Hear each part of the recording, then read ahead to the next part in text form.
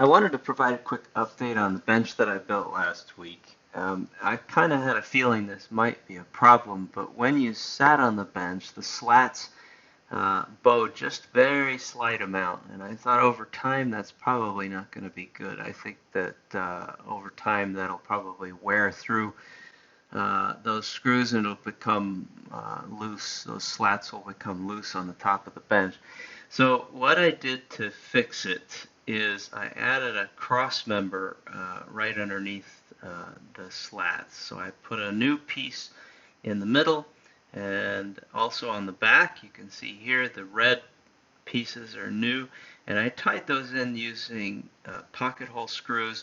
Not my first choice, but it's pretty solid.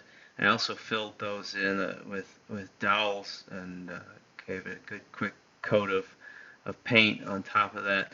And there's the final version. As you can see, it's now really rock solid, and I don't have any problems with that wood bowing anymore.